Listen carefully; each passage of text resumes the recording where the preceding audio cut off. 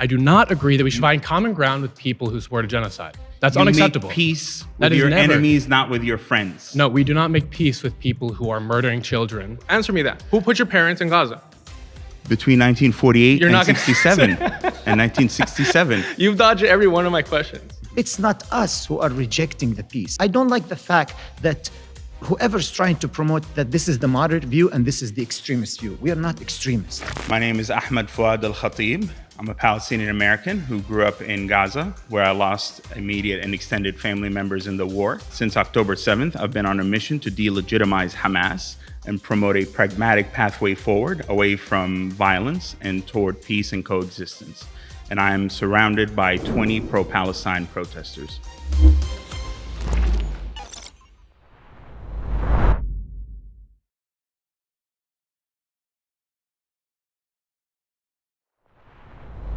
My first claim is that October 7th was an abhorrent disaster that unleashed the worst catastrophe in the Palestinian people's history.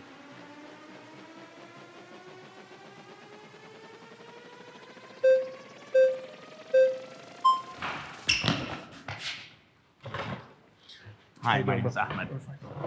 So, worst catastrophe. I think that you're using specific words for specific reasons. The Nakba, catastrophe, right? I want to offer my condolences. I believe that 33 members of your family were exterminated by the Zionist entity. So my question is, how is this worse than what initiated everything, which was the Nakba in 1948? My grandparents were pushed out in 1948, where 700,000 Palestinians were unfortunately forced to leave their homes, and in some cases had no choice but to leave their homes. Since October 7th, over 2.1 million Palestinian people have had to leave their homes due to the catastrophe that Hamas's actions unleashed by attacking Israeli communities on October 7th. Quantitatively and qualitatively, Hamas's actions have triggered one of the worst catastrophes in the Palestinian people's history, whereby 50,000 Palestinians would still be alive had Hamas simply kept its soldiers at home on October 7th, Right. So, including family members of my own. so by that logic, if Zionists wouldn't have colonized Palestine, then none of this would have began to begin with, right? As a Palestinian who grew up in the Gaza Strip, what I can tell you is that Who put you there? the Gaza Who Strip put you there? had immense potential to be the pride and joy of the Palestinian people, to prove that we are absolutely capable of having a functional state of our own that can rebuild our society, rebuild our heritage, reclaim our presence on the land. The entirety of the land, or just because I believe your parents were in a refugee camp, right? They were forced into that. There are nuances and complexities in Well, who history. put them there? Nuances and complexities. But that's a very in- objective in- thing. in Who put them history there? that unfortunately Zionists, right? you unfortunately are not willing to listen to some of the nuances and the complexities. Do you know, for example, Well, just that answer in that. Like, 1948, the Arab armies that were coming in to supposedly save the Palestinian people asked From whom? Palestinians From whom? asked from the Palestinians Zionists, to leave, occupiers. Yeah. asked Palestinians to leave, disarmed Palestinians, and said, "Oh, this is a matter of 2 to 3 days." So we agree that they should have been armed. That's not my point. My point You is said they disarmed them as history- if it's a negative thing, the right? history of the Nakba itself is so singularly focused on what happened from the point of view of Zionism and Colonizers, right? whereas I actually want to understand what happened with the Arab failures that have To put stop us. the failures to stop Zionism, right? Why wasn't a from colonizing Palestinian Palestine, right? state? Why wasn't a Palestinian state established between 1948 and Because the 1967? British were in control of the region, and we know for a fact that the Palestinian revolt was in opposition to the British, right? So when people talk about, we've been opposing colonization for 75 years since the Nakba, add another 30 for British colonization of the region. Is that incorrect? Between 1948 and Is it 1967. incorrect that the British Who was in colonized the charge region? between 1948 Is and that incorrect? 1967? You haven't answered a single one of my questions. I asked who put your parents in Gaza, and you were unwilling to answer that. Can you at least answer me that? Who put your parents in Gaza? Between 1948 You're and not gonna 67 and 1967. You've dodged every one of my questions. It's not dodging so much. So just, it's a very simple question. Who put your parents in a refugee camp? On my mom's side, the Arab invading armies asked the invading armies to liberate the Palestinian people. Why were they invading? to supposedly stop the Zionist From invasion? doing what? From taking over the Palestinian people's lands Uh, in the areas that later on became Israel. okay, and you're okay with that? I'm not okay with that. Okay, so I we should would liberate like- that land. 80 years later, Israel is a 80. recognized state that exists, that is recognized by the entirety of the international community. And this illusion that armed resistance is going to get rid of 7 million Jewish Israelis, 7 million. We're talking getting rid of the Zionist occupation, the Zionist entity itself, right? The colonial forces. So do you believe that there should be a space for the Jewish people? There on always the- have been. What we're opposition to is, or opposing, I should say, is the Zionist entity itself. Why do Europeans have the right to colonize and impose a government on Palestinians? Why? Well, I would say that we should ask that to the No, I'm king of asking you. Jordan I'm at the asking time. you. He's not here, unfortunately. At the time, we should ask the Arab armies that came to liberate the Palestinian people. Why and didn't they ended defeat up- the Zionists? And ended up facilitating part of the Nakba by asking folks, my mom, So you're blaming the Nakba on the Arab countries. I'm blaming the failures of the Arabs and of the Palestinian leadership at the time in acting in the best interest of the Palestinian people, and then looking at 1948 to 1967, why wasn't a Palestinian state established? Why wasn't it until 1964 that at the Arab League summit that the decision was made to create the Palestinian Liberation Organization and to push for Palestinian statehood? Why was Jordan allowed to annex the West Bank and Egypt annex the Gaza Strip? To be where very my clear, family- I'm against that, but that's a regional conflict, right? That's a regional, what I'm opposed to is Europeans thinking they could colonize Palestine. Do you know That's that a half primary of Jewish contradiction, right? Israelis? Do you Well, know I'm that not half talking of about, Jewish no, I'm talking Israelis about the are- originators of the Zionist project. Can we agree that they were Europeans? Not entirely, no. The majority? Not entirely. majority secular Jews. There were certainly some elements of the majority was. Zionist movement that certainly emerged out of Europe. But I'm saying right now, I am thinking about the future. I am thinking about Gaza. What happened in Gaza on October 7th was not because of Zionism. What happened in Gaza on October happened 7th? What happened with the attack that Hamas launched as a terrorist organization, you have taken an entirely different approach to thinking about October 7th.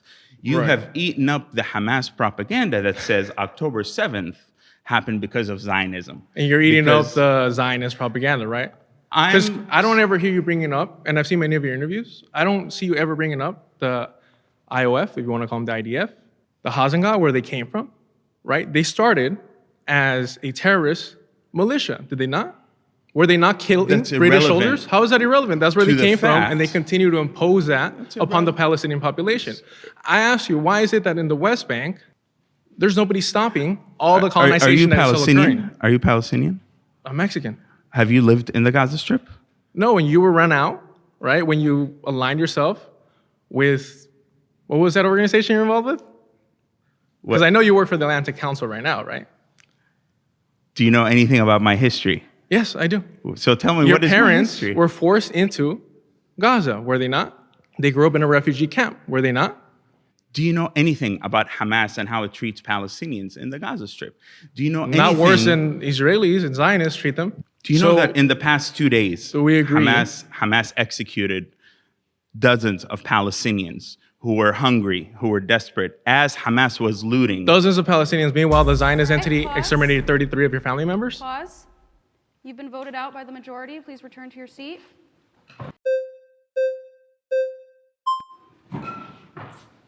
Hi, Daniel. My name is Ahmed. Daniel, nice to meet you. Nice to meet you. So I want to shift the conversation a little bit. Please. You said that October 7th was one of the most detrimental things to Palestinians, correct? I would beg to differ because I think the fact that, also, let's not pretend like October 7th was an isolated incident. It didn't come out of nowhere. It came after years and years and years of occupation, oppression, and siege. Okay? So on October 7th, when the resistance took place, because it wasn't an isolated incident, it also happened to take place during a time where social media was rampant. So for the first time in a really long time, Palestine was in every conversation. Most everybody that you know could talk about Palestine in one way or another. They knew about what was going on, and for the first time, we are hearing people recognize how detrimental the IDF has been and the occupation has been in history. And I think that the fact that it took place during a time where social media was at its height, we're seeing people on the ground, we're seeing people take videos of the rubble of their homes, we're seeing people have to makeshift water filters so that they can have drinkable water. We are seeing children get shot for collecting rainwater. We are seeing children dying and starving and emaciated infants. And for the first time, it's not just on the news. It's on your phone. We're watching a genocide take place on our phones, and most everybody is talking about it. So how can you say that October 7th was so detrimental to the Palestinians when it is the first time that it has been brought to heightened media attention? Well, I share your horror in what's happening in Gaza. I mean, it is an unimaginable level of death and destruction and pain and suffering and hunger and in some cases, I mean, people like being burnt in their tents and all the really horrible level atrocities that I have called out, and I have said that the Israeli government and military have committed war crimes. I've actually overtly said that. I mean, it doesn't take much to recognize that. But my point is, I don't want my people and my family and my community and my beautiful Gaza that has meant so much to the Palestinian people there and to what remains of my family to merely become a social media phenomenon where it is on display for people to look at and say, wow, look at this, is so horrible. That's the only way. That's the only way that they can get people to recognize just how bad it really is, because there is no mainstream media covering what has been going on for 80 years. It's all skewed media. So may I just clarify, because if so, that sounds really awful what I just heard you say.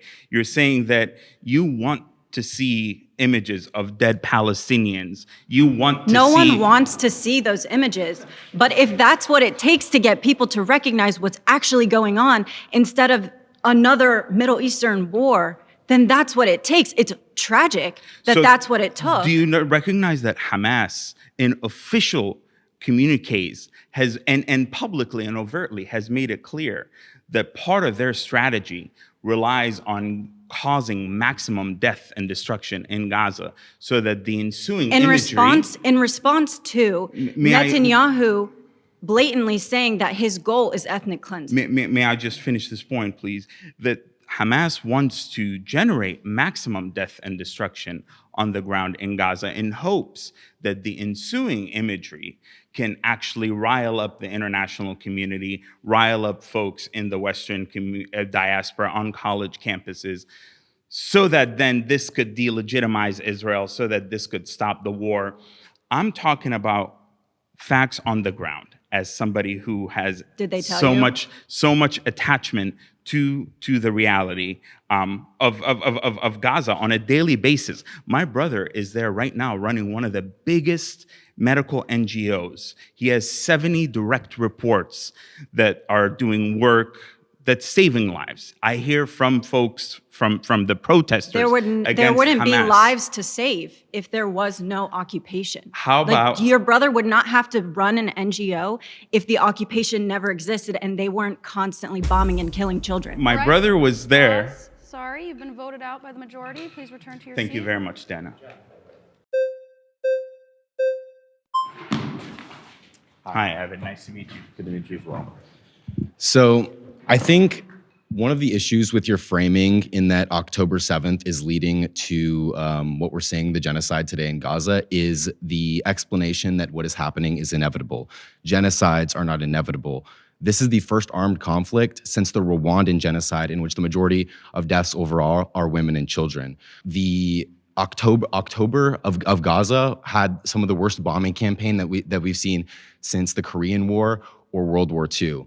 This type of level of destruction is not inevitable. This shows the explicit aims of the Israeli war cabinet, which they have explicitly endorsed as being a part of, for example, Trump's proposed plan of ethnically cleansing the Gaza Strip.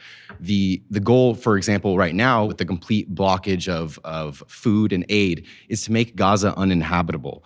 We cannot say that this is an inevitable consequence of armed resistance, which armed resistance is an inevitable consequence of occupation. What makes Hamas's argument for armed resistance is the fact that in the West Bank, where the PA operates as basically an administrative state for the Israeli government and actually goes insofar as to protect settlers, what that actually does is it functions as to make the case for Hamas to have instances of armed resistance. For the last you brought up why we haven't had like a Palestinian state. For the last 2 decades, Israel hasn't even been interested in that. And that's even to say that they were, for example, interested within the Oslo period, which I don't think was actually the case. So the fact on the ground remains that 50,000 Palestinians would still be alive had Hamas made a different choice, but had they simply kept their fighters at home on October 7th. I recognize the imbalance of power dynamics between Palestinians and Israelis, but with clearly the Israelis, if I may finish this point, Sure. Within said imbalance, there exists plenty of room for Palestinian agency and accountability and responsibility, such that October 7th was a choice. It was not an inevitability. But October you think 7th, the 50,000 Palestinians that are you're saying that that's an inevitability, though. And I'm saying that no genocide I'm not is saying it's an inevitable. But that's inevitability. exactly the framing of the point that you just brought up, is you said that October 7th is what's causing what's happening right now in Gaza. What's causing what's happening right now in Gaza is the Israeli state. Hamas served our people, the defenseless Palestinian people, on a silver platter to the most far-right government in Israel's history. What did you expect would happen? Actually, Israel served that. They did everything they could to undermine Fatah and support groups like Hamas. So well, I'm glad you brought that yeah. point up, because what happens in Gaza doesn't stay in Gaza. The fact that Hamas was propped up by the Netanyahu government and by the Netanyahu regime should tell you everything you need to understand to delegitimize this group, to understand that they were used to undermine the Palestinian Authority in the West Bank, which I don't subscribe to the Palestinian authorities, Sure. the entirety of their approaches.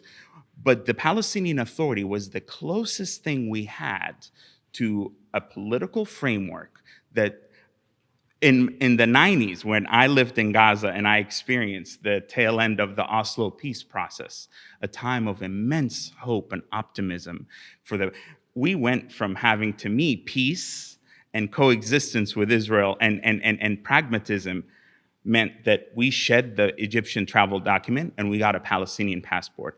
It meant that we had an airport in the Gaza Strip. We flew in, my family and I, in 1999 and in 2000 on the Palestinian Airlines. Sure. That was undermined by failures on the Palestinian leadership side and by Hamas's rise to undermine the Palestinian nonviolent approach. I'll be the first to say, I think Palestinians have every right to criticize their own leadership. I think that All right, it's pause. always good to. Sorry, you've been voted out. Please return Thank to you your very seat. much. Thank you. Appreciate it.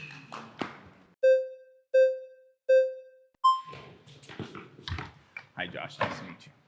Thank you. Okay, so I think you use language very loosely. We said genocide, and we said colonization, and you said taking over. You say so many things to diminish the words and the language. You use your personal experience, which is horrible, and your terms is abhorrent. You should never have to deal with that.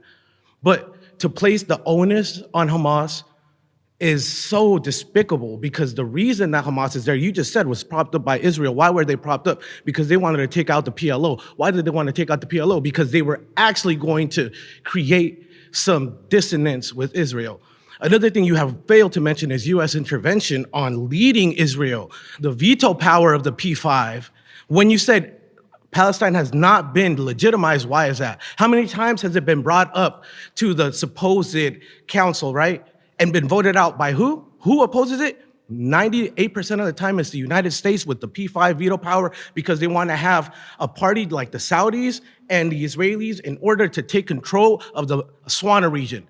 And another thing you said, you wanted to utilize and place blame and shift blame to the Arab people during all these catastrophes. Yes, it's after the Millet system and after the government that were getting propped from World War II, people were just scrambling, trying to figure out how to live. And when you had European colonization shifting lines to create boundaries in order to say, this is now Palestine, this is now this is now that, of course, people are going to be groveling, trying to figure out how to do it. And you used Jordan. What did Israel do to Jordan and to Palestine in 3 days, mind you? 3 days, they bombed the crap out of them and took their land, took the Golan Heights, took this and that. This is not a one-time occurrence, and this is happening, it's going to continue happening, and armed resistance is necessary, because Fanon said that the colonized can only liberate themselves through armed resistance. And you want to delegitimize Hamas, but that makes no sense to me. We use the term terrorist. Terrorist now makes it so Hamas can't even plead for help, because if you're labeled a terrorist, you can't go to the UN, you can't go to this and that. And let me tell you one thing, this one thing I'll say is, one person's terrorist is another person's freedom fighter. All right. So time is up. I'm going to ask you to return to your seat. Thank you. Surrounded is now a podcast, available wherever you listen. Search Surrounded, plug in, and stay part of the conversation. Anywhere, anytime.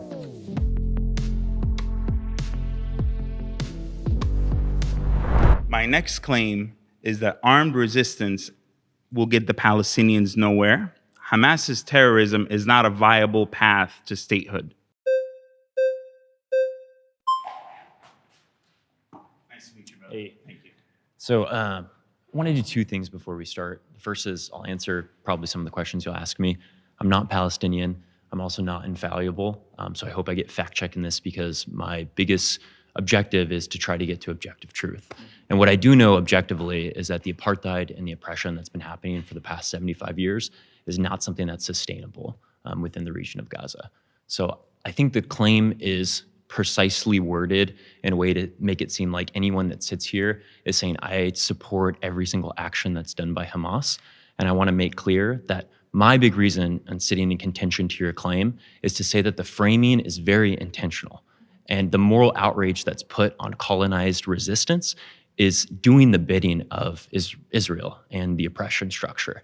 So it's important to me to recognize what are the real causes of these types of violence. It's a state that does not allow aid.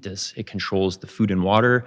It has restrictive access to people's freedom of movement. It's controlling the ports. And the list could go on and on about why people feel like they have no other means in order to fight back. You said in the claim, armed resistance is not an effective strategy. What are we seeing with the nonviolent actions? The BDS movement has been condemned internationally by many different states. This is not something that's going to lead to the liberation of Palestinian people. We need to challenge the power structure of the United States and its support of a regime like Israel. That's the only way to stop violence that continues to occur within both regions. Well, I really do appreciate your concern for the Palestinian people, and we need non-Palestinian allies to be a part of the broader effort. And we need a multi-pronged strategy. My thing with armed resistance is that as the weaker party in a conflict like what we're seeing in Israel and Palestine, particularly in the Gaza Strip, where you have a vulnerable population that has been under, on the one hand, an sense of isolation for almost 2 decades, and on the other hand, the control of a nefarious terrorist organization and that has Islamized the society, if I may finish, please, that has pushed the Palestinian people to the brink of catastrophe. I think there's an extra onus. I am a believer that you have a responsibility, you being Hamas and Palestinian leadership, have a responsibility to be a good custodian of your people. You do not poke a government that has Ben Gvir and Smotrich in it and carry out the single worst attack on the Jewish people since the Holocaust and expect things not to go horribly for you. So that's number one. Number two is the monopolizing of the word resistance. And I added armed resistance because guess what? Of course, I believe in different forms of resistance. Unfortunately, in today's context, the word resistance has become monopolized to almost exclusively mean Hamas and violence and terrorism. So I have to interject here, and I appreciate everything that you've said, but if you've seen, even in demonstrations in Gaza, there have been multiple protests saying that Hamas is not effective leadership. So to say that Hamas is representative of the Palestinians' approval is not something that you can say wholeheartedly. Again, I think you focusing on Hamas is doing the bidding of Israel. We need to talk about how we're going to end the occupation. That needs to be done by multiple countries coming together in support of a people that's been oppressed for almost a century now. That is a brilliant point that you just brought. That is precisely what I am desperately but your trying focus to here, do. and you're coming here, is focusing on Hamas. Because October 7th is not an isolated event. You don't get October 7th without October 1948, without October 1967, and every day that's happened since then, under 75 days of occupation, suppression, and siege. The bombings, the indiscriminate killings of civilians is not something that's sustainable. And if you look proportionally at how many people died on October 7th, which I don't know how many people would justify civilian death, but if you look at those numbers versus what has been happening in Gaza since the occupation started, this is not a proportionate conflict. And I don't even like using the term conflict, because conflict, it assumes that there's two equal, equivocal positions. This is a colony. It's a colonization, and that's not something that's justified. Why are we critiquing the actions of the colonized people instead of those that are doing the colonizing in the first place? I respectfully disagree with the idea that this didn't. I mean, this had a starting point, a tactical starting point on October 7th, whereby a specific act that was a choice triggered where we're at right now. And if I may say, what I'm desperately It sounds like you're saying the best do- strategy of the Palestinian people is to lay back and just let Israel do what they want. You I- can't fight back. You can't try to have any sort of action against your oppressors. Just take it. Take All the right, genocide pause, until they feel like they pause. can get rid of it. Thank you for coming through. Appreciate been it. voted out. Appreciate it. Thank you, brother. Nancy?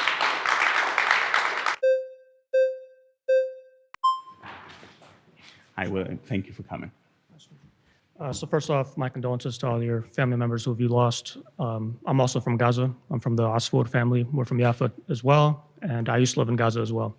I left in 2001 during the second Intifada, which I believe you were there, and nearly lost your life by an Israeli airstrike. Your two friends were killed in front of you, I believe, and this left you partially deaf. Am I correct? Hamas wasn't in charge yet at that time, were they? They were rising, but no, they were not in charge. But they were very much so rising. But so during this Intifada, which by the way, I think Fatah and Palestinian Preventive Security kind of initiated this or added to it. But during this time, the PLO, the PA, Fatah was in charge of Gaza, and Israel is the one who killed your family. Israel is the one who killed your friends, right? Israel is the one who left you with PTSD, and I commend you for being public about that and sharing that information.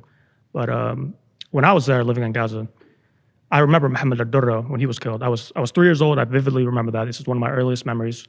All I can think of was, why was this little boy killed in his father's lap, right? So, and again, who killed him? Israel.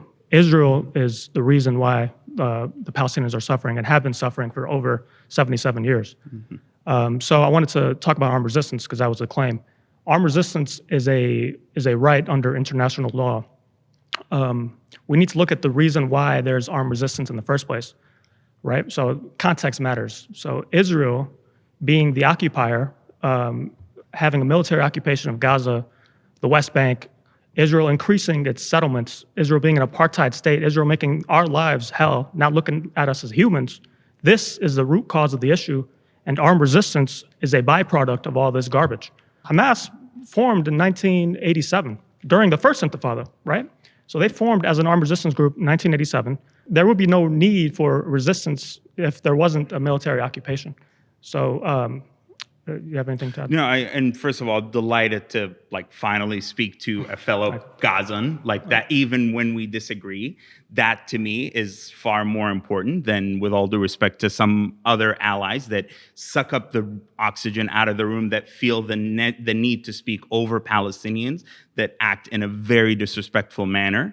I really I appreciate you being here. And so, do you know that in the 80s, when Hamas was born out of Mujamma al-Islami, the Islamic complex, their budget, what came out of the military governor, that the Israeli military system that ran the military occupation, their budget was literally allocated to them by the military governor. Their first victims for this resistance group in the 1980s were women in Shara Umar al-Mukhtar, the Umar al-Mukhtar street, to wear the hijab to cover themselves up, and suspected traitors and collaborators with the Israeli army and the Israeli police. In the 1980s, before they laid a finger on an Israeli soldier or an Israeli settler in Gaza, Palestinians were the first victim of Hamas, which is so classic of the Muslim Brotherhood offshoots, so classic of the ISIS and Al-Qaeda style thinking of Sayyid Qutb and all those people. But let's put that aside. 2005, if you want to support armed resistance, I'm playing a hypothetical here. Mm-hmm.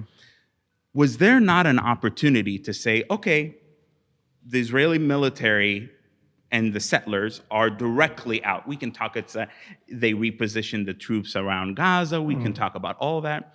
This was a unique opportunity to say, okay, armed resistance in Gaza is done. We are now in the nation building phase. We are now in the phase to turn Gaza into the pride and joy of the Palestinian people, to turn Gaza into a role model for what an occupation-free West Bank would look like. What did we get instead? Instead, we enabled the far-right elements in Israel to say, oh my God, no, and I'm not saying I agree with this, but say, oh my God, we can't end the occupation in the West Bank because they'll turn it just like in Gaza. So that's that. And then finally, I will say that when you are the weaker party, the onus is on you to protect your people. A resistance that fails, a resistance that is there to not protect its people.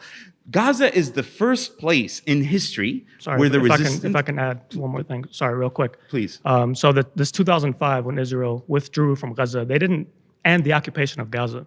They switched the style of occupation. So Israel still controls the borders, the airspace, the land, what's coming in, what's going out. It made Gaza a living hell. In 2012, the UN said Gaza will be unlivable by 2020. You know, it's 2025 now, and clearly, they destroyed all aspects of life, all aspects of infrastructure, hospitals, schools. I've lost over hundreds of family members. As young as 3 months old, Hanan Asfour, she was 3 months old and she was killed. She was not part of Hamas, clearly. And we lost people in their 80s, you know? So I've lost my grandfather. He also died as a result of the siege on Gaza. And by the way, right now, there's over a 2-month blockade of no food, no humanitarian aid, no water coming into Gaza by Israel, and the world is just watching this. This is insane. The ICC has issued arrest warrants for Netanyahu and Gallant because of war crimes against the people of Gaza.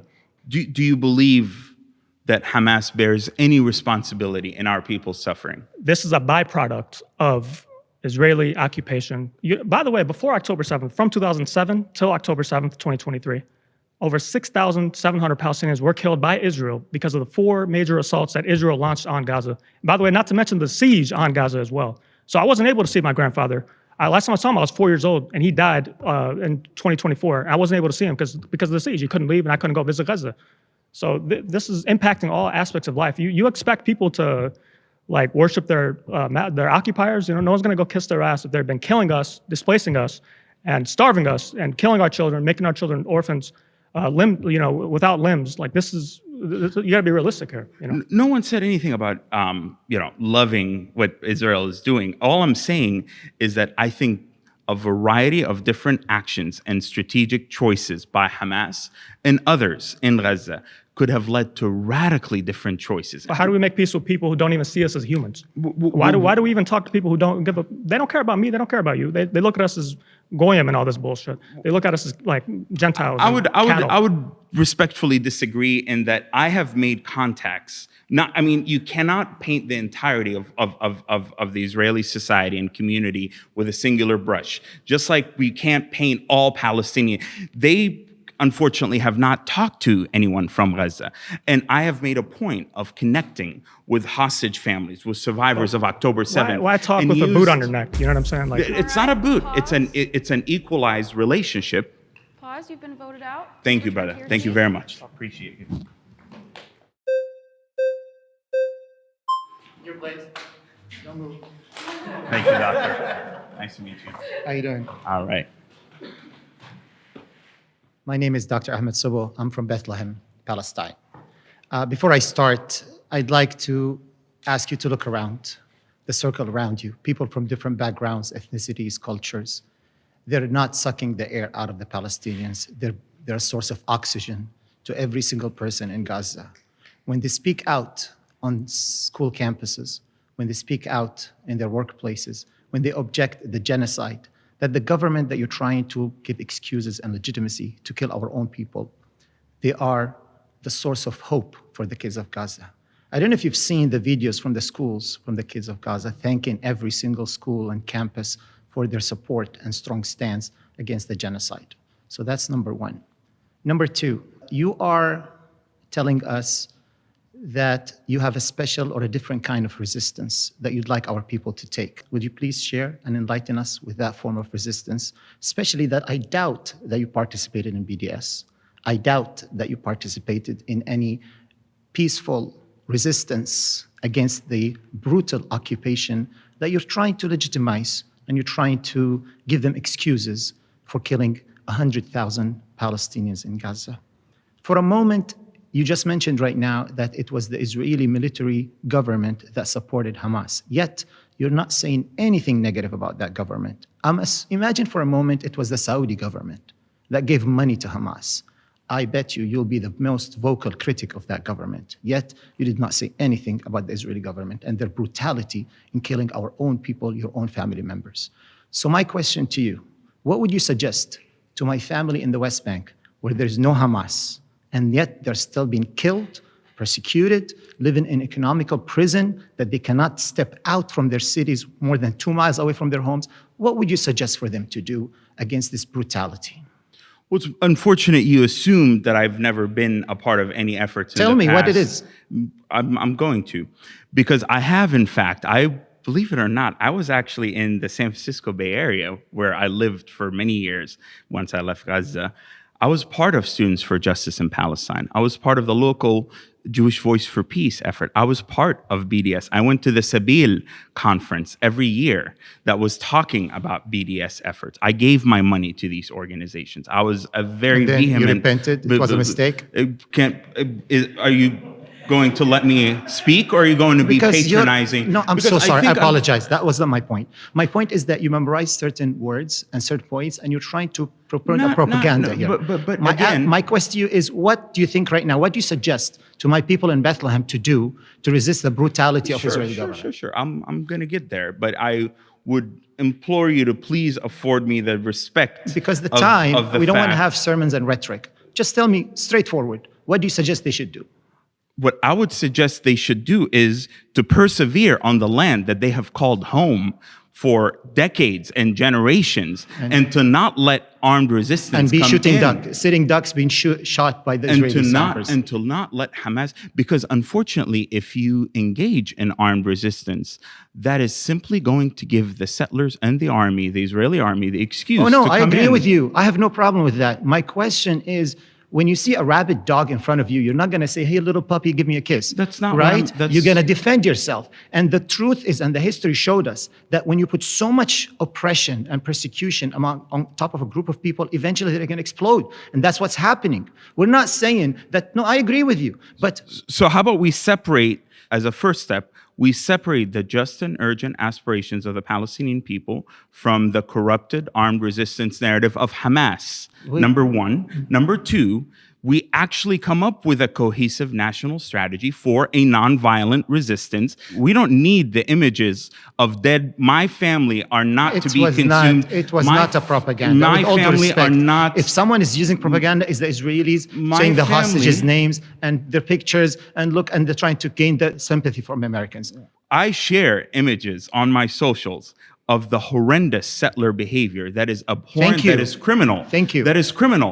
You asked about the allies and the folks. At the end of the day, what have the encampments achieved? Oh my goodness. The fact beyond- that we have 20 people here from different factions of lives, that's an achievement. Talk the to me fact, about results. The fact Talk to that me you, about the results. fact that there's so much money We are have poured into trying to refute this movement and this wave of young, brave people and students to defend the Palestinians, it's freaking them out. They're panicking, the Knesset, they're panicking the Israeli government because of what's happening because of these young people. So I take my hat off to each one of them and I tell them, thank you for standing up for my rights and my people's rights. The divisive rhetoric that has emerged from a lot of the pro-Palestine activism has pushed away vital allies on the Israeli and the Jewish side of I'd the rather divide. gain the billions of people around the world and give up those few thousands or few hundreds of Israelis, Salam Achshav and Peace Now and all that. These are only a small fringe minority. Even when you talk, Not listen, them, not them. I deal with the interfaith community all the time. And when I sit with the Jewish community here in America and they tell me, you know what? Jewish Voices for Peace, they're just a fringe in the community, in the Jewish community. They're just a small minority, and it is smaller even inside Israel. With all due respect to the people that you met, and I thank them for that. But if it's a trade, I would trade the billions of people around the world, the thousands of people on campuses in the US, for the few hundreds inside Israel who are speaking up for the Palestinians. This might be a head shocker to you. I talk to the mainstream Zionist community and plant seeds of humanization, mutual empathy and humanization. There's no Palestinian freedom without winning over mainstream support So within Israel, like our community did in the 1990s. I would during wish the for you, Oslo. you know what I would wish for you? To be, hopefully, the Gandhi of the Palestinians. You have the haircut. Let's I have an afro, by the way.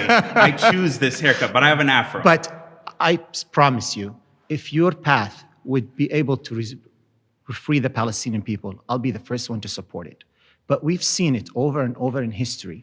When people are brutally being killed and massacred and sieged like what's happening to the Palestinians, we're not planning for firearm resistance. We're not doing that. It's just a natural outcome of what the Israelis been doing. My request to you is, as much as you are harsh on the Palestinians, try to be a little bit harsh on the Israelis. Try to stand up and speak up for your own people and try to say that what the Israelis are doing, they could have stopped the genocide after October 7th. And they should have said, you know what?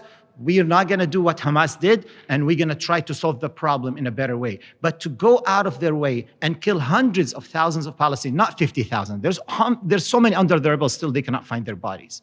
Just they should be the civilized people. They should say, you know, we're not going to go to that level and we're not going to do that again. So I hope your message and your peaceful path will work, because I am for it as well. But I cannot stop people who are being shot and killed every day for the past 16 years in Gaza to tell them, you know what, just sit down and wait for your turn to be shot and killed. I cannot tell them that. I appreciate where you're coming from, and I appreciate the diversity within our community of the perspectives and how to approach this. But what is so frustrating since October 7th is that there has been a sense of an enforced conformity within our society, within our people, that a lot of the folks from the outside, a lot of the academics, a lot of the non-Palestinian voices have added to it, whereby I have had tens of thousands of messages from Israelis across the spectrum, folks, including even reservists who have served in Gaza, who say, you know what? You single-handedly helped me realize that there are actually innocent people in the Gaza Strip. That might sound... That is sad. But you know what? That it takes someone like you for them to believe there are innocent people in Gaza. That is very sad. I agree. But we have to start somewhere. We are starting. Those movements on campuses, those demonstrations, they are starting. The movements on campuses are making it 50 times worse. They are further dehumanizing our people, I and they are disagree with you. supporting the Hamas armed resistance I narrative. met those young, amazing kids and Pause. students. They're amazing. I'm going to No. stop you guys because this leads into our next claim. Time is up. You may Right on. return Thank to you your very seat. much. Good point. Hey, before we go any further, we want to take a moment to say thanks so much to Straight Arrow News for powering the fact checks in this video. Straight Arrow News is on a mission to raise the bar on journalism in a time of media bias and mistrust. Straight Arrow News helps you quickly find trusted information you need to understand the news, allowing you to dive deep into the topics that matter to you and the world around you. Their work is trying to break the bias bubble, helping you understand how every side of the political spectrum is reporting on a story so you get a full picture of the news. That's why we're so happy to be partnering with Straight Arrow News. They deliver the facts, unbiased, balanced, and designed to make sense of a complex world, getting you the clarity you deserve and news you can trust. Go to san.com/surrounded or click the link in the description to check it out. By clicking that link, you're not just supporting this channel. You also take advantage of a better way to get the news. Welcome back to Trustworthy Journalism. Thanks again to Straight Arrow News for partnering with us on this episode. Now, let's get into it. My next claim is that angry protests in the West are not helpful to the Palestinian people in Gaza.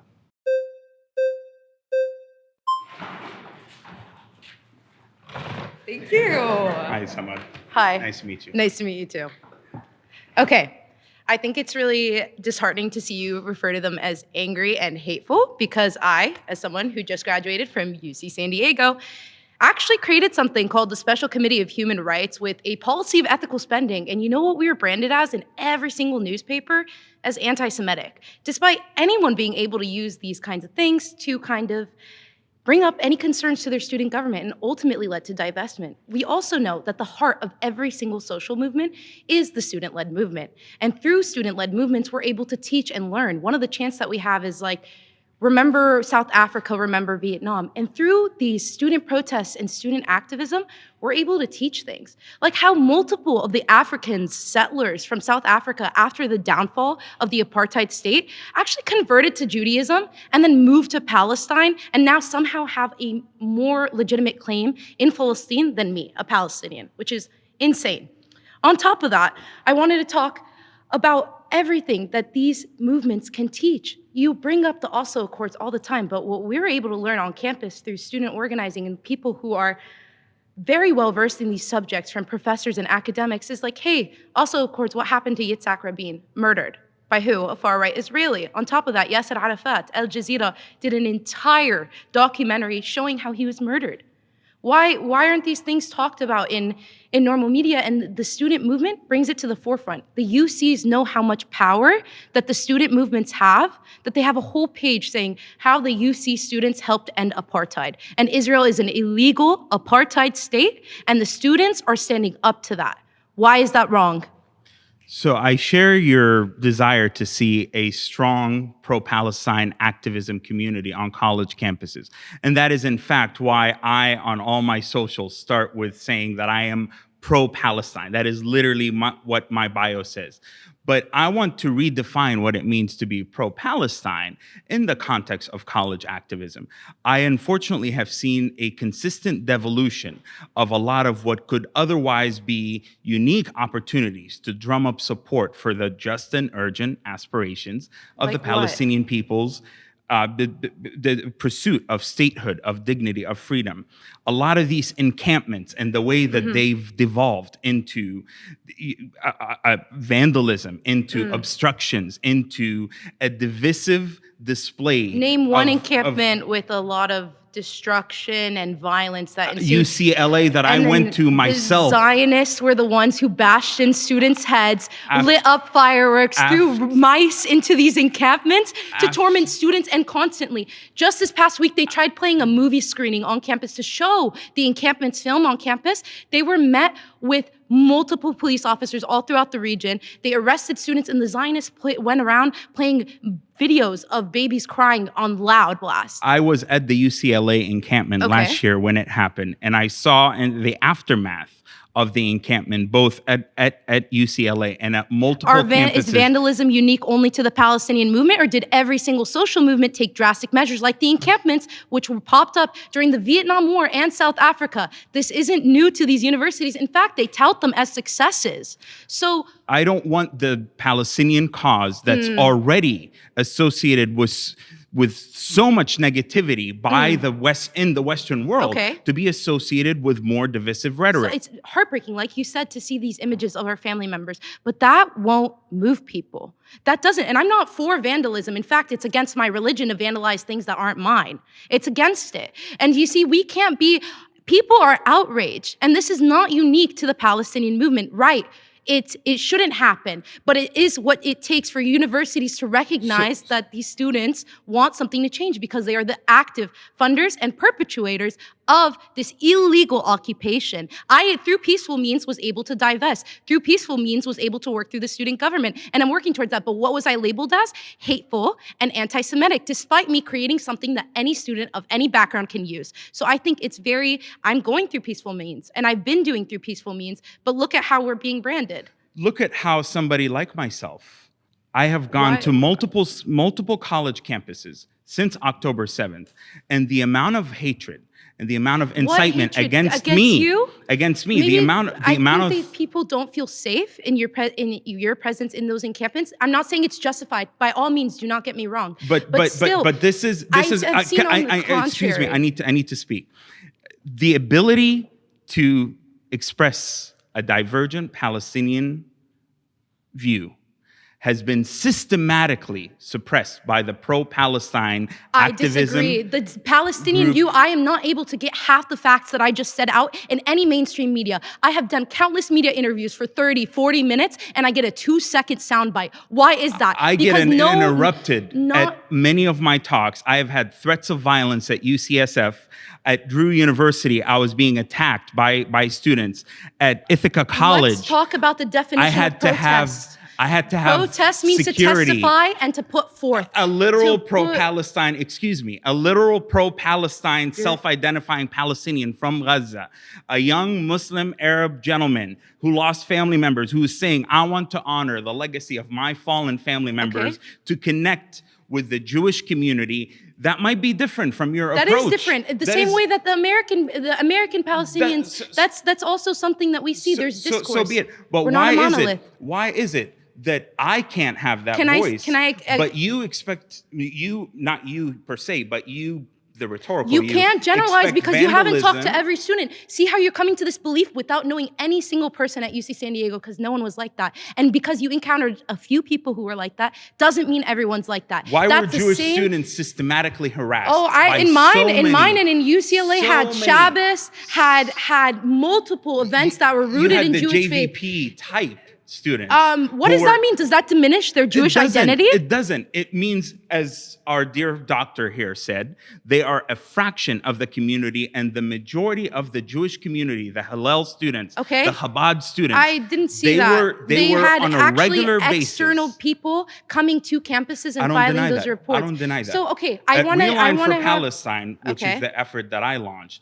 I want to, for example, incorporate a component that allows for college activism, if I may please, that hold space for multiple truths. So we had a class that was called Representations in the Israeli-Palestinian Conflict at UCSD. The professor himself was a Jewish man who isn't involved in JVP or anything, yet that class still faced so much harassment, and so did he. The university shows a very limited scope of Palestine. They never condemn the war crimes that Israel commits. Any kind of encampment or student-led movement puts forth and challenges the status quo on things that aren't taught in traditional classrooms, because the Palestinian cause is so censored. The frame of the question was helping people in Gaza. Give me one example in which this helped stop the war in Gaza, absolutely. save the single life. UC Riverside, they just divested. And again, UC, how does that stop? I will tell you, stop the war? All of these it's piece by piece. Of course, you know the war won't stop overnight. It's our tax dollars, billions of them, that have been going to Israel since its inception, and these universities that take part in it through weapons. Actually, UCSD does research for weapons manufacturing. Imagine if they all of a sudden stopped having the weapons that they're using to kill our family. Israel Wow. has an elaborate defense industry. Okay, no. It They does still, not there have been need- many resources that have come out that if United States stopped funding Israel, they would be significantly weaker than they are now. Anyways, I digress. Next point. In terms of the UCs and all the universities that partake in these protests, again, the UC, University of California website, has a whole page to how students helped end apartheid South Africa. Palestine is no different. And again, if we stop sending study abroad programs through This divestment and boycotts and student peaceful means of protest, protests have unfortunately made our just cause so terribly misrepresented. The pro-Hamas misrepresents it? Can The I media. can I finish, please, without being I'm constantly asking interrupted? questions. Okay. Our cause has been so terribly misrepresented by pro-resistance slogans, Hamas flags, Hezbollah flags, at a lot of these encampments, at a lot of these. I disagree. We had a Shahada flag at a protest, and they marketed it as a Al-Qaeda flag, which is so wrong within our and lifetime. harmful for our Nardine Muslim. Kiswani, within Yes. our lifetime, Yes, who I know. literally, Yes. literally is pro-Hamas. Literally is pro the armed resistance narrative. Why is she a representative for the entire movement? Why? There is not a single person that should be representative of the entire movement, and every Palestinian can agree. And you Because agree. she marches out there, she sends her goons out to attack somebody like myself, like other moderate I don't want Palestinians. to argue about you getting attacked. I'm sorry that that happens, but I want to talk about the status quo. The fact that so many people are now enlightened and are learning about I go to Palestine through Congress, protests. not a single to the Congress, Capitol. It's like- not a, I'm based in, I live in DC. The Palestinian cause has become so radioactive because of these terrible slogans, this divisive rhetoric coming out of these It's college the congressman's encampments. due diligence to look up and listen to their constituents. Pause. And yes, Sorry, you've been voted out by the majority. Please return to your seat. Thank you, thank you.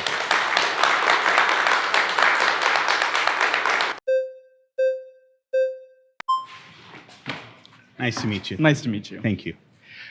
I think the biggest objection that I have towards this narrative that things have gotten worse in terms of like perspectives towards Palestinians is that it's false. The perspective that I've seen from most Americans, especially towards Muslims and especially towards the Palestinian cause, has been entirely defined by whatever Israel has put forward. Prior to October 7th, the only narrative that we ever got was people got killed, the United States and Israel puts forth their claim, and it's disseminated out, people don't think about it. The perspective is so different now. I never in my life ever thought there would be an actual homegrown Palestinian movement in the United States that it is now. I think that I've seen so much grace, so much kindness, so much compassion for people that we would qualify as not having anything to do with the conflict overseas.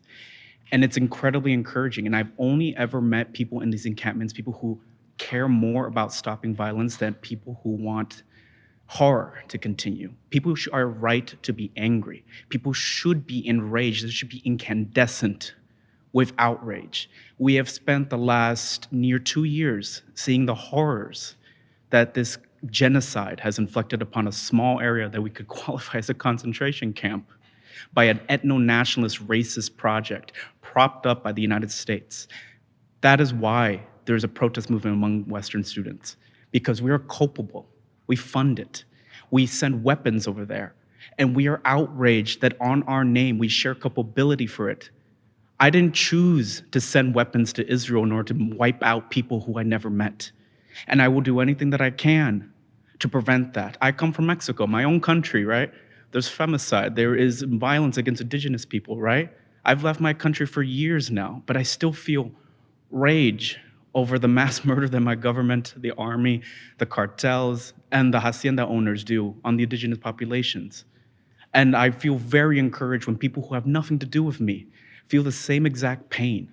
I would disregard your classification of Western protesters as enraged or as unjustly angry because they should be mad. Everyone should be mad. And I've seen so many changes in perspective from people who would not care because of the brave people that go out there every day at every university college campus. And they pay the price for it every day. Like you spoke about, the filming was raided by the LAPD SWAT team who act as an occupation force in this city. The people who are most affected by it are trained by the IDF to act as an occupation force. My own city pays $1.6 million to be trained by the IDF to brutalize poor people, black people, brown people. We are not separate. This is not one person's struggle. This is everyone's struggle.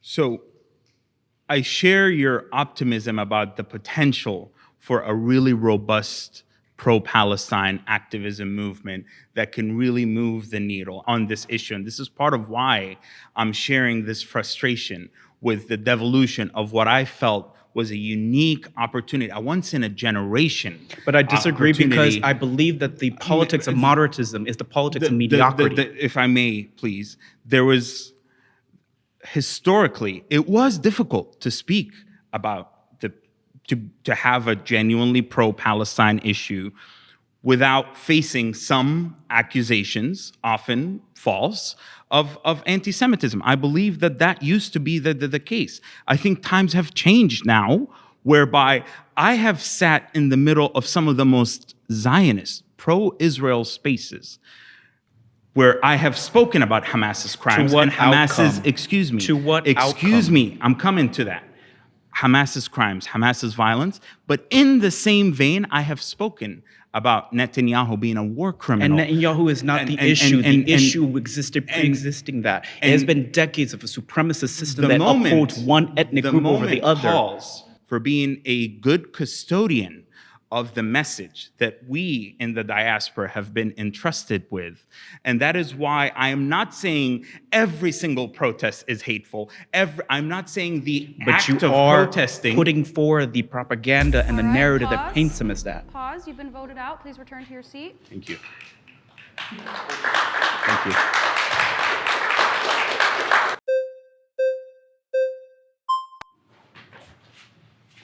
Nice to meet you, Aiden. Nice to meet you. In your mind, what justifies a protest? I think if there is a social issue, if there's a political issue that people have a strong opinion about, they have a right to share their voice, their opposition, or their support for what is happening. What they don't have a right to do is to turn that protest into an opportunity to vector potentially other messages that I think are immensely unhelpful, such as, in order to support the people of Gaza, we need to bring down Western civilization on one extreme end, or in order to support the people of Gaza, we need to support by all means necessary for resistance, which is pro-Hamas. Can you give me an example of an actual protest or an actual organization involved in protest that says that we need to bring down Western civilization? You have a compilation and a collection of campus organizations throughout the last 18 months. You have, within our lifetime, I have seen with my own eyes, groups that I used to support who call for the rights of Native Americans, the rights of immigrant issues, all of which rights I support, somehow coalesce around this issue. And through the lens— Can I interrupt? So there is no organization that calls for the downfall of Western civilization. The primary goal— The primary goal of organizing and protest with regard to Israel is to divest, because we do not want our money. By the way, it's our money, it's our taxpayer dollars, which gives us the right, no matter whether we're white, black, brown, it does not matter whether we're gay or straight, we have the right to decide where our taxpayer dollars go. So as I respect your identity as a Palestinian, I think you absolutely have a right to talk about who you want to lead your people. But when you say that people of other cultures are sucking the oxygen out of the pro-Palestine movement because we're not Palestinian, it is actually our right as Americans to decide where our taxpayer dollars go. And when peaceful protests don't do anything, or when, as you say, happy protests, not angry protests, when the government doesn't feel pressure— I did not say happy protests, by the way, but— Okay, not angry protests. Where do we go? Where do we go when the protests don't do anything and when our government doesn't listen to us? We build broader coalitions. We talk to the other side of this issue. They're right across from us. We go to Hillel, we go to Chabad, we talk to the very— Hillel supports the genocide in Gaza. We cannot make a coalition with people who support a genocide. We talk to them and we find the slightest of common ground where this is not a relationship that is characterized by constant fighting, But this can achieve us the win of. No, I'm sorry. I agree that we should find common ground with people who share our values. I do not agree that we should find common ground with people who support a genocide. That's You unacceptable. make peace That with is your never- enemies, not with your friends. No, we do not make peace with people who are murdering children, who are targeting, who are literally doing systemic rape in prisons in Israel to hostages who have not been held trial. We do not support people who want to fund the targeting of medical personnel. The people in of Gaza hospitals. are paying the price of the very strategy that you are promulgating. The people of Gaza, the people of Gaza are paying the price. I'm sorry. The Peaceful, people no, of Gaza. you're wrong. You have just said that peaceful protest has led to the death of 50,000 Palestinians in Gaza. That's what you just said. The people, yes, because the protests could have built a compelling coalition that could have actually led to a ceasefire, could have called Hamas out instead of celebrating October 7th, instead of putting paraglider images and putting, by all means, and the upside down triangles on Twitter bios. They could have actually separated the Palestinian issue from Hamas. Aiden. You are more concerned. You are more concerned with upside down triangles on Twitter than a genocide. There is no middle ground with people who are more concerned with upside down triangles than children dying. You are more concerned than with people burning slogans alive. and sloganeer. Not you per se. I don't care about slogans. I care about dead Palestinians. And guys, I want to stop that at all costs. Great. We So join are the protest custodians. to divest The it from protests Israel. are not Join the doing protest. that. Pause. That's time. Aiden, please return Thank to you. your seat. My next claim is being pro-Palestine necessitates accepting a free Palestine side by side next to Israel.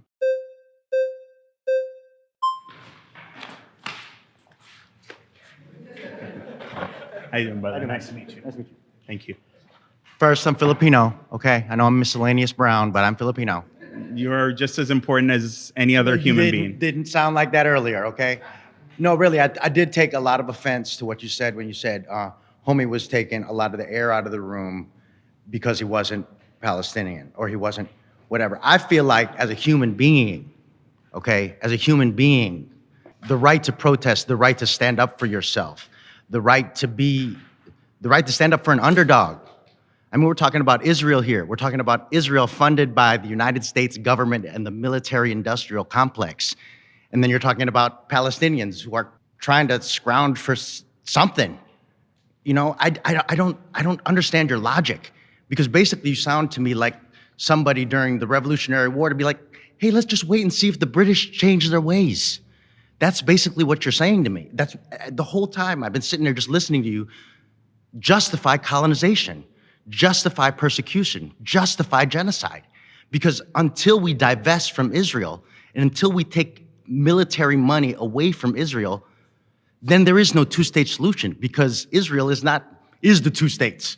It's the United States and Israel and whatever they want and whatever they dictate. Well, I share your belief that we need to work towards a Palestinian state. I absolutely appreciate having non-Palestinian voices working toward Palestinian freedom and liberation. You didn't say that earlier. However, what I don't appreciate are non-Palestinians who are very patronizing and very disrespectful toward divergent Palestinian views, as if they have a monopolistic absolute truth that only they share. Understand that the Palestinian community, just like any other community, we are not monolithic. We have a variety of perspectives. So what I don't appreciate also is that somehow the aforementioned and the entirety of what I shared all day long is that I am for genocide. I didn't say you're for genocide. Wait. Some I of didn't the say. folks. Pause. Sorry, you've been voted out. Please Okay. return to your seat. Thank you.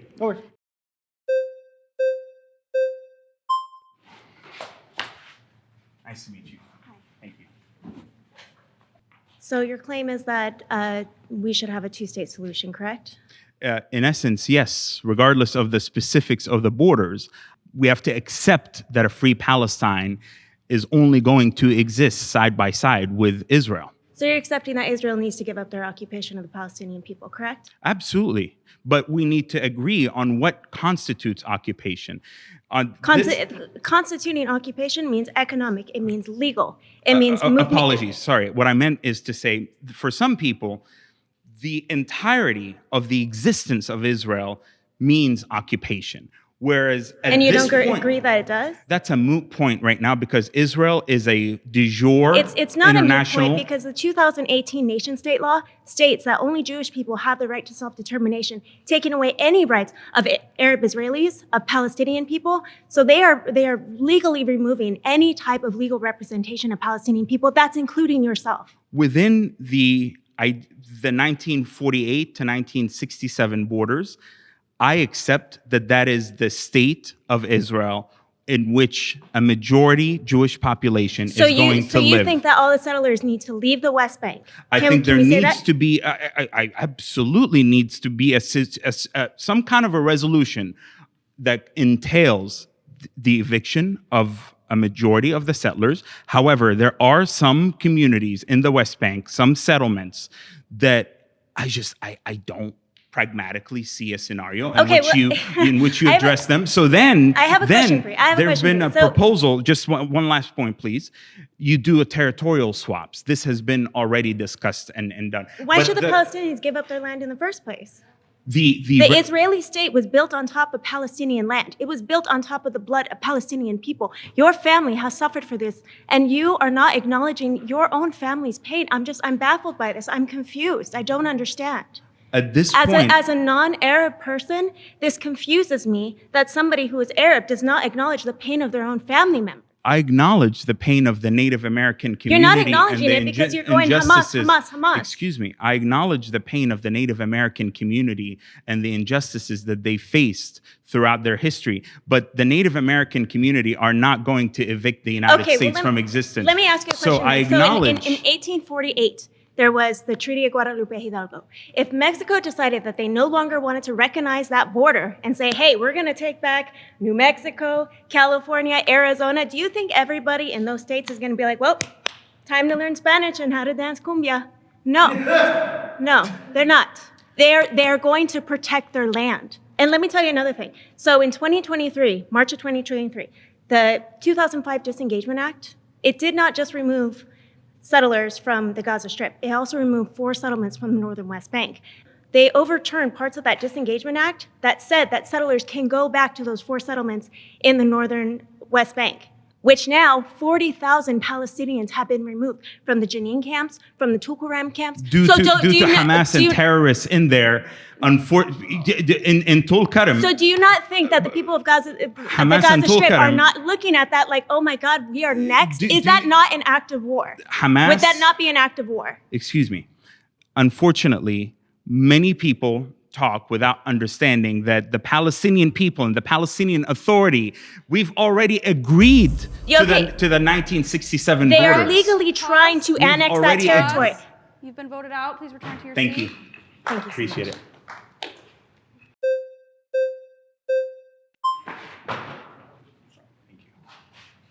All right, so let's talk about the two-state solution. The two-state solution has been dead for decades. You know, it's a stall tactic by the Zionist colonial project, the settler colonial project. You can't want to have 2 states when you have a system, a regime of apartheid, and the settlements are expanding. They're, to this day, a couple days ago, they ordered 106 homes to be demolished in Nur al-Shams, Tulkarem area. So this is just not a realistic approach.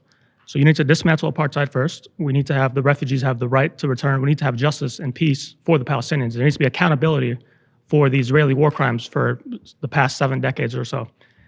The settlement expansions, there's ethnic cleansing been going on since 1947 until 1949, known as the Nakba catastrophe.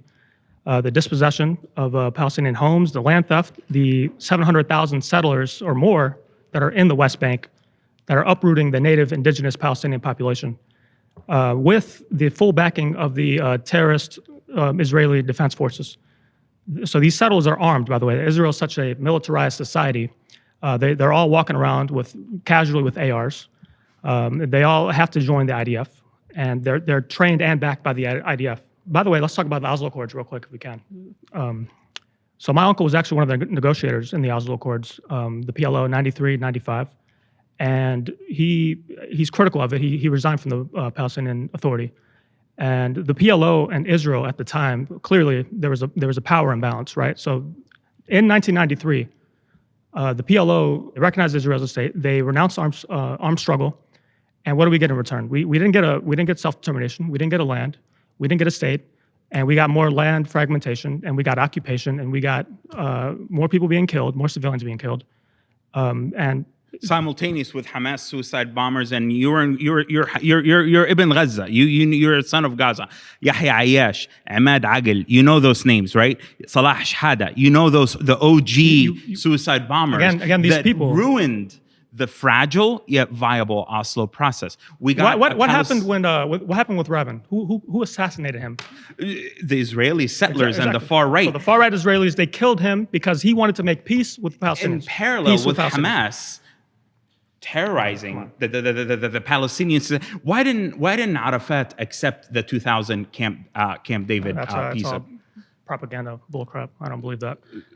So how about the 2008 Olmert deal that Abbas walked away from because the PA is corrupt. I understand that. the PA is very They're like a mini mafia They nowadays. They're like a mini mafia. They're subcontractors to the Israeli settler project. They kill Palestinians. They detain Palestinians, and they're working with Israel. And they're not, what do we get? We got nothing. So the why Oslo Accords is it, are there. We have no state. We have no self-determination. This is why resistance exists. So why is it that in 2017, when Hamas, updated their charter, basically they effectively accepted the 1967 borders? Khalil al-Hayya, the leader of Hamas, just like 8 months ago, came out with a big statement to Reuters that said, we are willing to renounce armed resistance if there's a two-state solution. What happened So when we did that why last is it time? that we are in the Western world, we are so pro some of the most maximalist demands when the Palestinians on the ground themselves, including Hamas, the Islamist extremists, are willing to accept Here's where I think we should go forward, right? So there needs to be a ceasefire because women and children, elderly men should not be getting bombed and blown to pieces by the terrorist Israeli occupation. So that needs to happen first. There's a lot of things that need to happen. There needs to be peace and justice for the Palestinians before we could even think of coexisting with the people who are killing us and see us as not even human. Pause. Sorry, you've been voted out. Please return to your seat. Shukran, Habib. Let's talk about it. Nice to meet you. Thank you for coming. First off, I'd like to say the stuff that happened with you, it was tragic. And I am not a Palestinian. I am a Sierra Leonean American. I'm sorry, you're what? A Sierra Leonean American, a West African country. Roger. In terms of pain, I understand your pain because I am from a country of war. I have lost many people in that country. But my question to you is, and in a term, my warning to you is, how can you have peace with people that simply want you gone? I've seen this lots of times, especially in the continent. I'm from Africa. Ethnic cleansing is very, very good there. Central Republic of Africa, a lot of people are gone. Places like Congo, and I believe the gentleman right here, Rwanda, has brought it up. So basically, I'm sitting here not to criticize you. I don't want to make fun of you or any of the sort. I want to understand you. How can somebody whose enemy doesn't even see him as human take their side? I think that's a valid point to ask as far as how do we, but like, for me, it's like, how can I humanize? I understand some will believe that it's not our job as Palestinians to humanize ourselves to the Israelis because we're the victims.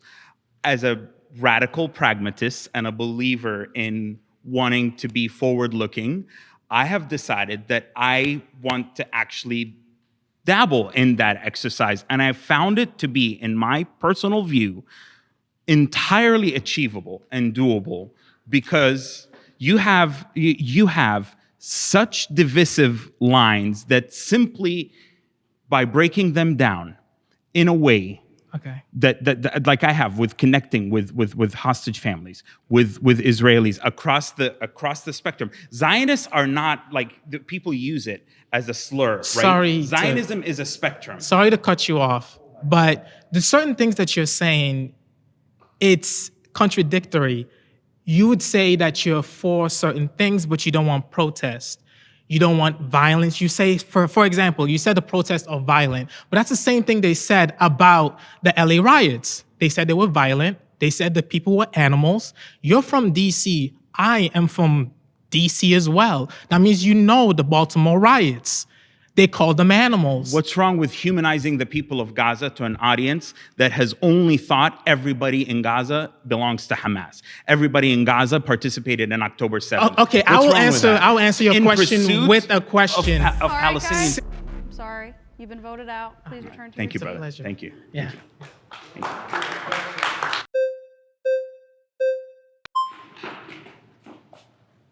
Hi, Samar. So, I wanted to come up here and talk about a couple of things. Again, I, first of all, can't speak to what happens in Palestine as I don't live there, and you don't live there either, right? Want to get that clear. But I do want to talk about the history of Zionism and what Israel was founded on. How, like in Plan Delete, which was written in the 1940s, is the exact plan that Smotrich and Netanyahu are carrying out. You can condemn them all you want, but these are just props of the entire thing of what Israel's founded on. On top of that, Theodor Herzl was saying that we are the penniless society, and looking at also Jabotinsky, who said, at any cost, I'm paraphrasing here, at any cost of the native society, the state will be established. And there are countless other quotes that I'm not bringing up. But the very founders of Zionism were atheists, number one. Number two, I brought up earlier how people just converted to Judaism and suddenly had a claim over the land more than us. And at the cost of it comes who? The Palestinians. I agree, by the way, this idea that like somebody is going to somehow leave Brooklyn and go to the West Bank to terrorize Palestinians and stake their claim to the land and push the. I agree that that's abhorrent. Like, so do you agree that the not. Israelis took, like 1948 Palestine was once Palestinian lands, that they illegally displaced 750,000 Palestinians and kick them out into Gaza and all throughout the West Bank and carry out these illegal settlements as well? Do you agree that that happened? I mean, yes, and I think you think it's okay? I think there are complexities and nuanced conversations. Of course, I know that. I want to have on how to move us I forward. have a question, though. Litigating something from 77 years ago is not going to stop But I have a what's question. happening If in it's Gaza. not addressed, that pain that has happened, that 77 years of what Israel allowed to carry out and is countlessly carrying out in the West Bank, as we saw one day after the United Nations voted to recognize Palestine and update their status, Israel retaliated in building 3,500 settlements in the West Bank by giving an approval. How is that okay? How are we supposed to work with them? And I want you to answer this question, okay? If we do not address the pain of the Nakba and everything that happened, what's stopping Israel from carrying out this? Because they continue to build settlements in defiance of international law. They continue to carry out a genocide in defiance of international law. How are they going to move forward? And please don't bring up Hamas, because in the West Bank, there's not a single Hamas ruins. We know it's the PA. That's inaccurate. Actually, Hamas is very active. It's always default. I would really love to have a productive convo. But I mean, I agree. Like, I'm just saying, to help your talking points be better, just don't bring up the like no Hamas in the West Bank. Like, let's retire that. Let's retire that. There is some. Okay, sure, but I'm giving you. Let's grant you fiat. Yes. But let's look at the PA who's running it and governing it.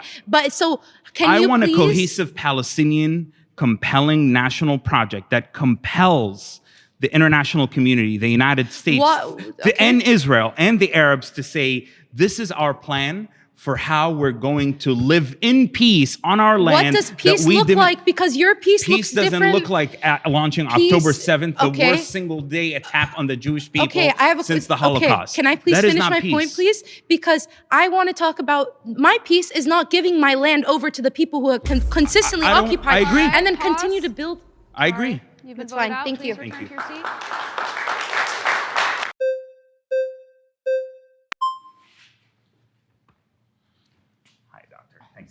Thank you.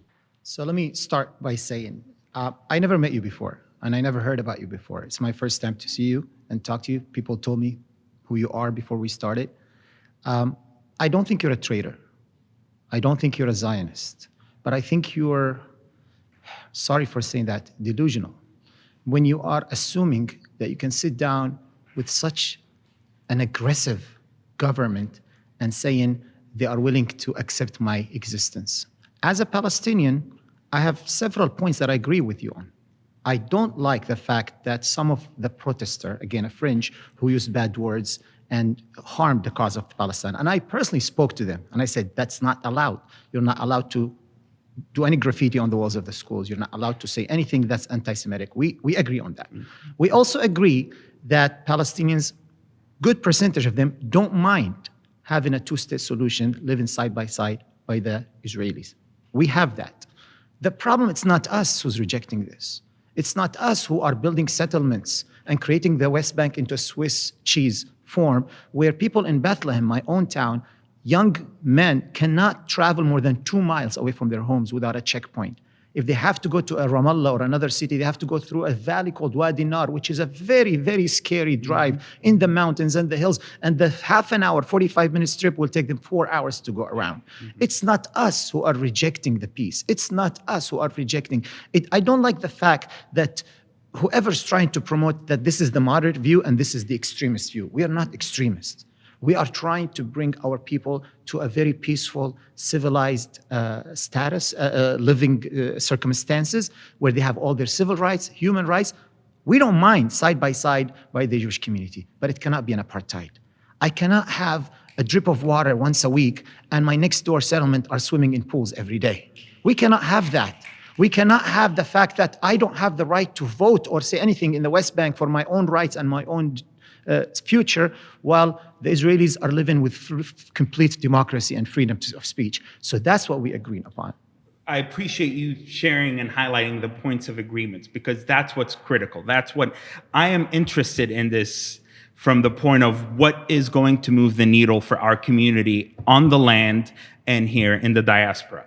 What I would offer is that there are differences between Gaza and the West Bank, such that Gaza, for example. And they wanted it to be that way. But they intentionally made it trying to create two separate countries. But I would say before we can get to a place where we can have that cohesive national structure to make a compelling case on college campuses, before the United States, before Congress, before the UN, before social media and mainstream media and everywhere, we have to clean house. Some people look at cleaning house, unfortunately and very sadly, as we have to enforce conformity so that we're all behind the resistance. I disagree. No, I don't think that's very few. You're right. But my version of I hope you're not doing the house- same. I hope, because that's what we're trying to do. You're trying to create conformity that all of us have to agree with you. No. I'm saying, can we please just agree that I don't want to replace Israel's occupation with an ISIS-like government, Nobody Hamas. wants that. ISIS and Hamas. Hamas is ISIS. nor like an Assad regime system like what we have in West Bank. Or Ba'athist regime. We don't need that. Like the Palestinian But Authority. the reality of the matter, Ahmed, that the Israeli government, that's what they want. They want a dictatorship. And our folks, our leaders are allowing that. And unfortunately, some of our misinformed folks with the sloganeering and being misinformed from the very dense details, they're not informed enough to understand that. So for me, I'm starting brick by brick. I want to start with Gaza. Can you start with this brick? Can you acknowledge there's a brutal occupation of Palestinians in Palestine since 1948? Can you acknowledge there's a brutal killing and persecution of people in Gaza and the West Bank before October 11th? Can you acknowledge that? Can you just say that to us? Yes, I have said that. In my bio, not a single again, time today. I don't read your bio. I never read it. I want you to tell me rights. I'm anti-occupation. Here's how I define myself. I'm pro-Palestine, anti-Hamas, anti-occupation, pro-peace and coexistence. You didn't say anti-Israel. Anti-Israeli occupation. Why won't you say that? Anti-occupation is a given. Who's doing say the occupation? Are you afraid of saying? Of course, it's Israel that's doing the occupation. Say it. Of course. Okay, let's be. But this is a form of purity. That's what you're doing. Say it. Say it. You're doing every interview that we did. The first thing they question: Do you condemn? Do you condemn? Do you condemn? That's what you're trying to do to us here. That's because I believe that Hamas, unfortunately, for the people of Gaza is an existential threat to our very survival. They are handing us. You have the right to have your opinion, but some people don't see that as well. They see it as a natural outcome of a brutal occupation and 16 years of siege against the people of Gaza. That's how people see it. So if you are trying to diminish the concerns of the Palestinians by just keep saying that over and over and over again. I work with Congress people. I deal with elected officials, and I know what you're trying to do, but let's try to be a little bit realistic. By just putting the blame only on Gazans, only on Palestinians, that's 50 or 100,000 people died because of them, it's not acceptable. All right, guys, that's time. That's time. Please return to your Thank you. seats. Thank you very much. Appreciate it.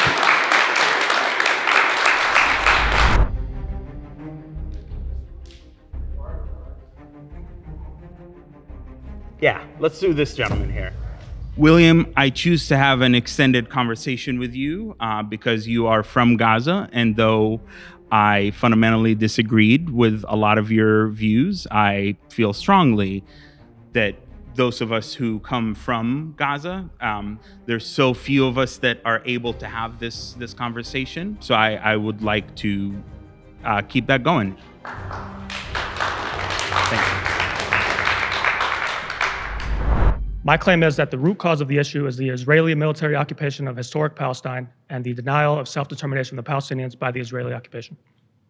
Well, I can appreciate that opinion in the sense that I hear it often. As a radical pragmatist, I am forward-looking and thinking about the future. I acknowledge that there have been historic injustices perpetuated against the Palestinian people. However, I am also a big believer that it is past due for our people to engage in true introspection, to look at the mistakes throughout the journey of the Palestinian national project that were committed either by Palestinian leadership or by the Arab and Muslim communities who were part of our journey. I am a big believer that that is not a form of self-loathing, self-hatred, or blaming the victims, but it is actually the first step towards empowering the Palestinian people to acknowledge our shortcomings, to acknowledge our mistakes, as I said, that within the imbalance of power dynamics, such that Israel is a nuclear reality on the ground with 7 million people that live in it, Jewish Israelis, by the way, half of whom are of Mizrahi, they call themselves Mizrahi origin, and that is a lot of folks from the Arab world, some of whom voluntarily left, some of whom have been forcibly pushed in there. Can I ask you a question? Please. So who founded Israel?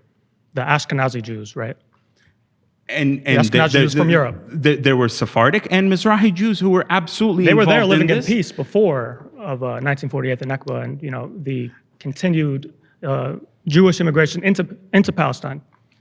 I think some of that has been overstated, but I will generally say yes.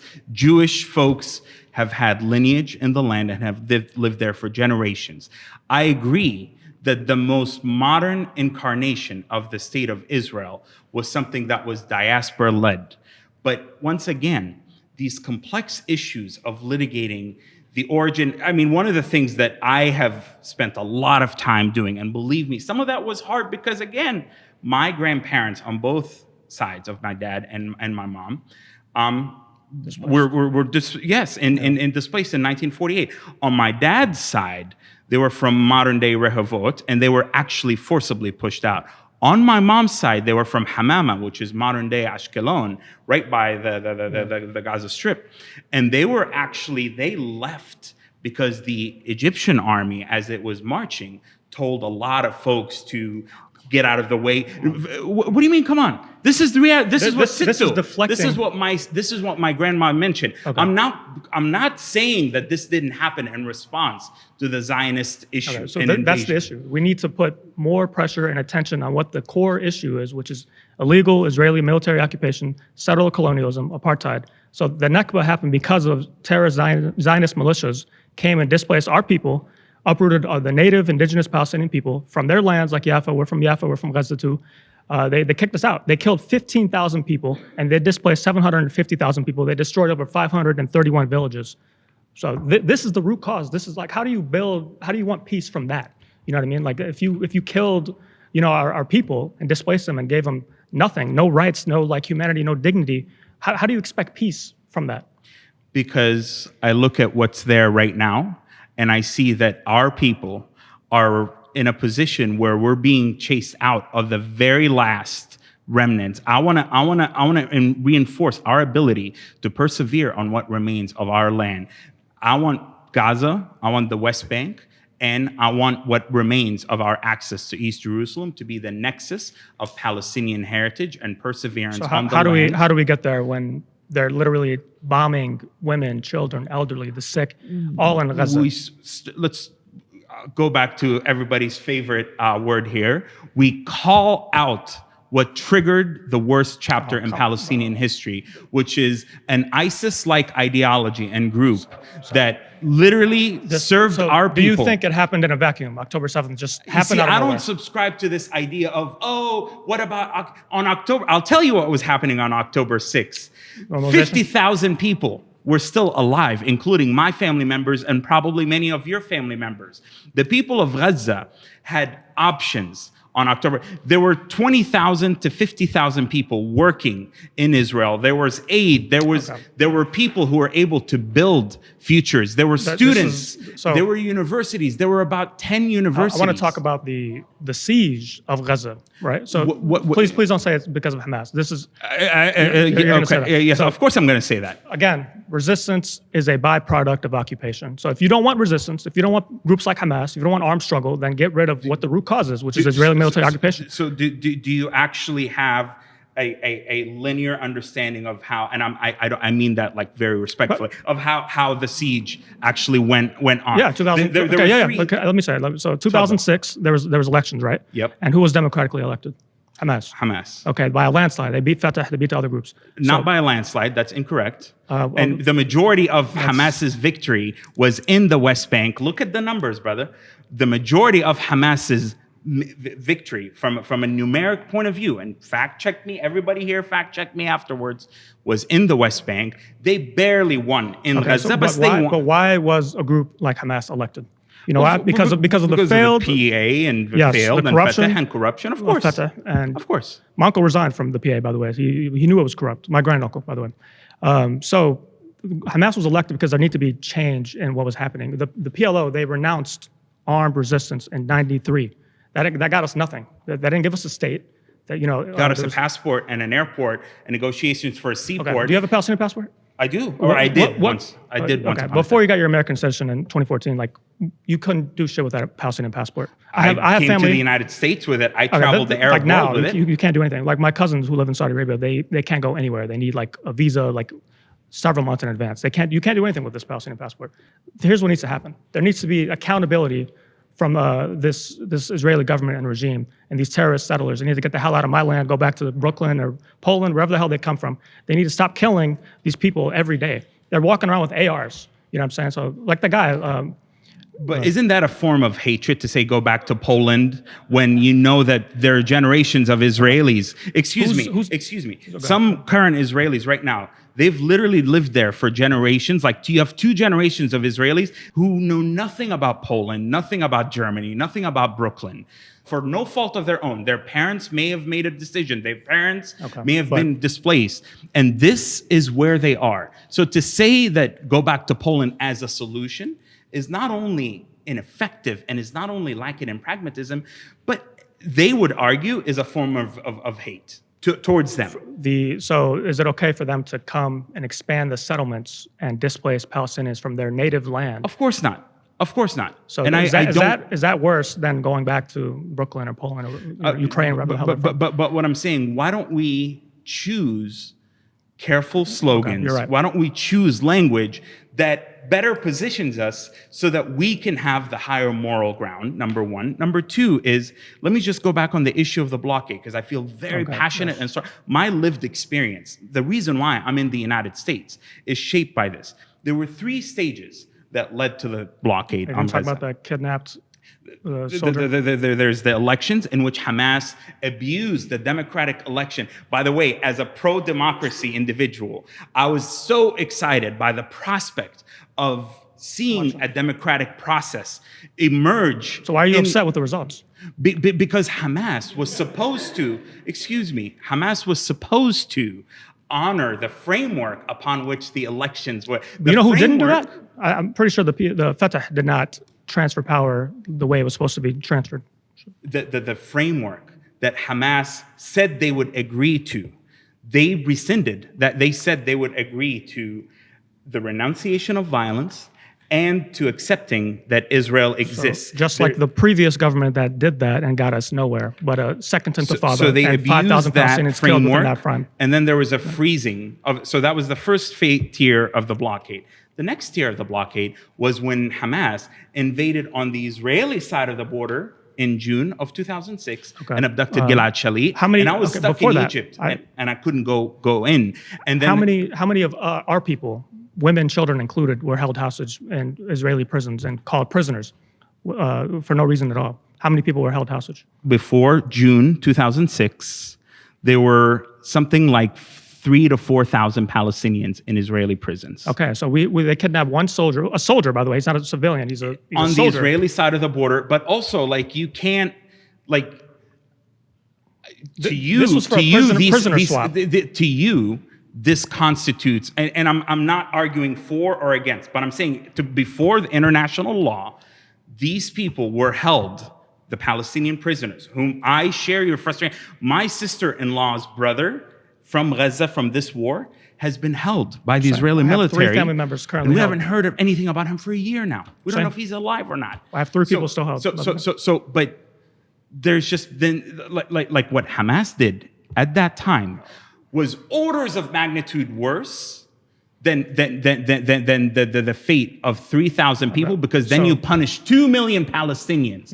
2 million Palestinians had to endure the consequences. So this of is blockade. so you're And then agreeing finally- to collective punishment. This is collective I'm punishment. not agreeing to it. No, I'm saying like you agree that actions it's have being done. consequences. You agree that it's being done. Actions have consequences. If you're gonna So if a group does something, Israel has the right to collectively punish 2 million Palestinians. So you know what they did? They made it they made a total blockade of Gaza, land, air, and sea, in 2007 until now. when Now it's worse. Hamas violently expelled the Palestinian Authority, killed 1,000 Palestinians in a span of 2 to 3 days. I know that Dahlan militias were doing horrible things, but Hamas threw people from the top of buildings. You know, this is very dangerous. You know what I mean? I feel like you have more expectations on the oppressed than you do of the oppressor. You know what I'm saying?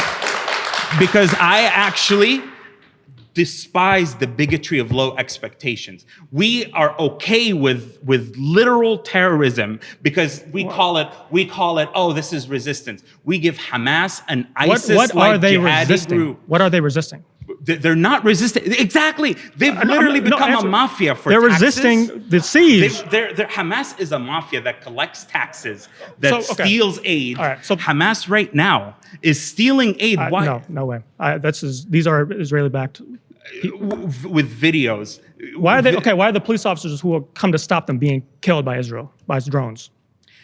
Police officers in Gaza, there's no coherent police command and control or people who are security trying to go command stop and these thieves. control. There are people looting. People are collaborating with Israel. They're trying to stop these thieves, and then they're being killed. Why not the thieves being killed? Hamas, literally, my brother is brought in when he could convoys of trucks and many other NGOs that I'm in touch with.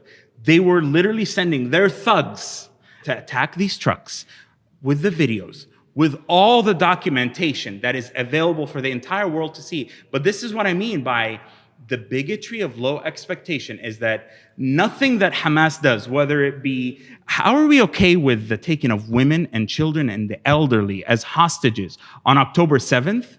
Is literally okay and celebrated as a legitimate act of resistance. What we saw on October 7th and the dragging of people's bodies in the streets, that was barbaric behavior that Hamas carried out, and it tainted.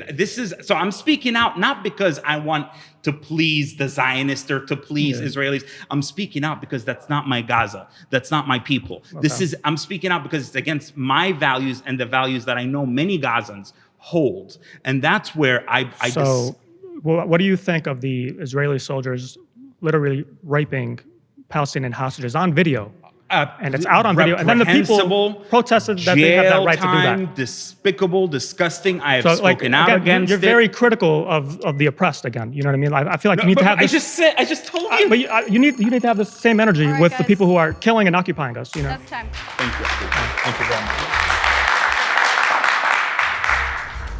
This experience was very unique and very eye-opening in that it took me out of not just my comfort zone, but out of a lot of the audiences. I think Ahmed is a smart guy. There's a lot of things him and I agree on, actually, but it's just I disagree with how he's going about his solution. I think he's not holding the occupier as accountable as he should be. Of course, Israel committed horrendous crimes against the Palestinian people, historically and contemporarily. That goes without saying. But to not acknowledge that October 7th was a genuine, horrendous act of terrorism that does not represent Palestinian values, I think that harms us. Obviously, I was super impressed with my Palestinian brothers and sisters, Summer, Dr. Ahmed, William. I would love to give kudos to the non-Palestinians who were brave enough to go up against somebody that has such polarizing views, especially after he made such an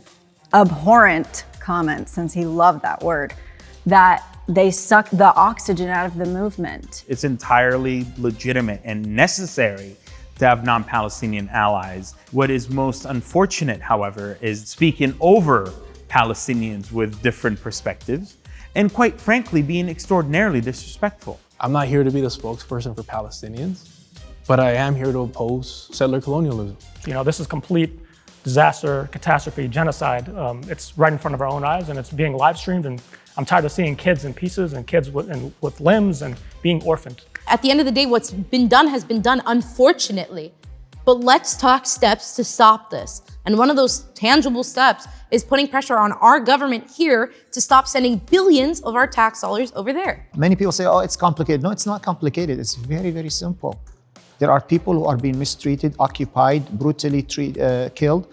We just need to stop that. And we have, as Americans, we have the power to do that. The solution, in my view, entails a rejection of violence, a recognition that Hamas is not a legitimate representation of the Palestinian people, an understanding that the Israeli government has done horrible actions against the Palestinian people and that there needs to be a change in Israel.